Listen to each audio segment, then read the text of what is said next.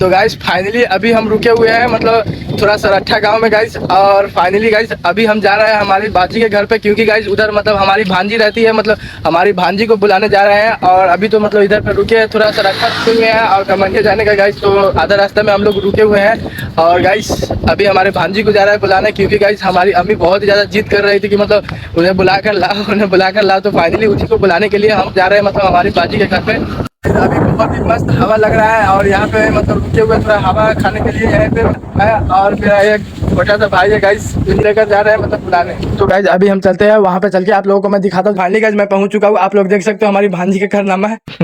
ला चाबी दे, टाटा कर दे, टाटा टाटा कर दे, टाटा ना कभी क्या ना कभी